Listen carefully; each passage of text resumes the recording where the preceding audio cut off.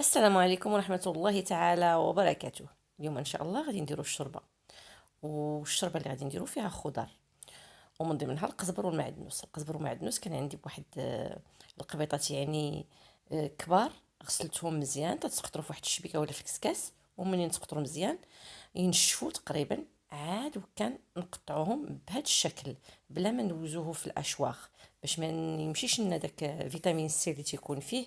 اللهم نقطعوه بحال هكذا بيدينا. هو من الافضل كيتقطع باليدين، ولكن خصنا نقطعوه رقيق وداك الشيء ضروري يجينا متول. غادي نقطعوه بحال هذا الشكل.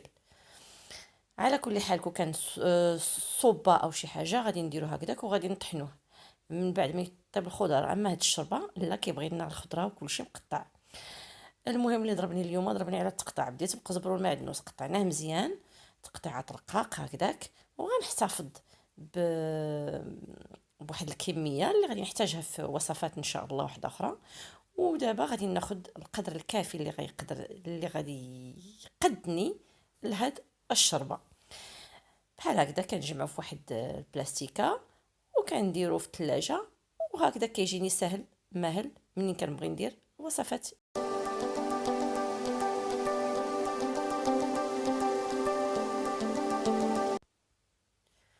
وهنا كنقطع هاد القزبر والمعدنوس على حقه وطريقه.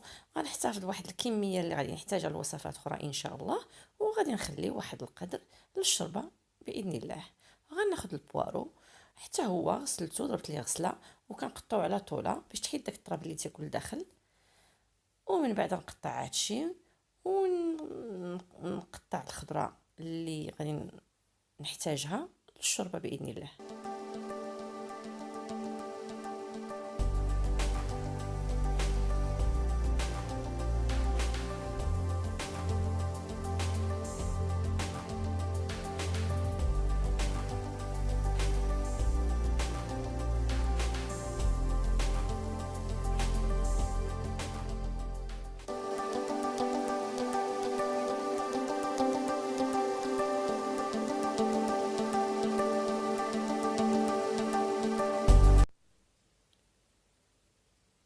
وهنا كنحتاج القرعه، وكنحتاج خيزو وبطاطا واللفت وواحد القدر من الحمص اللي مفزقاه ديجا من قبل. وغادي نقطع هادشي وغادي نديرو في واحد الطنجره، وغنقطع الخضيره وغنيرها في الطنجره وغنير عليها ميها وغنردها على عافيه حتى وكان طيب مزيان. هذاك اللفت دوك الشويشيات ديال اللفت اللي تيكونوا طوال حتى هما تنقطعهم ونديرو في الشربه كيجي هائل.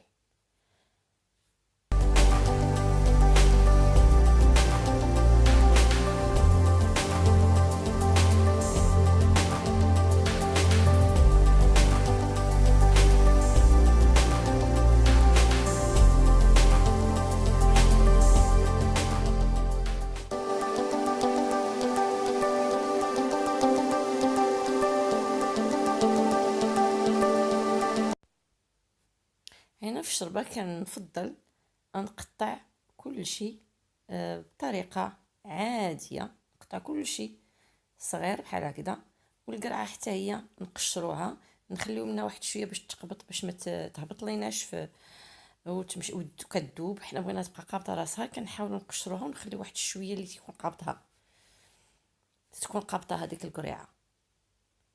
ومن بعد كندير داكشي في الطنجره. هاد الخضيره كنديرها في الطنجره.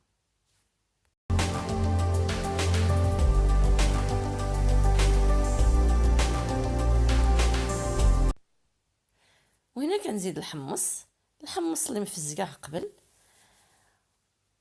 وكنزيد المطيشه اللي كنحيد هذيك النبيته ديالها وكندير عليها واحد الكروه من فوقها وكنحطهم هكذاك ساينين. من بعد كنجبدهم وكنطحنهم بالفرشيط او شي حاجه وكنزيدهم كنحيدهم من القشيرات وكنخليهم. من الافضل ما نطحنوهاش مع الخضره باش ما تجيناش ديك الخضره قاصحه. كنزيدوا واحد المعلقه ديال الخرقوم، واحد المعلقه ديال السكينجبير والملحه وزويته بلديه، وكنزيدوا الماء، وكنزيد واحد 2 معالق ديال الفلفله حلوه، ومعلقه صغيره واحد القبيصه صغيره ديال البزار والزيت البلديه، وكنزيد الماء، كنروي هادشي كامل، كنسد الطنجره ديالي وكنخليه يغلى على عافيه مهيله، يعني متوسطه اولا مهيله متوسطه. كان عندي الوقت مهيله، علاش لا؟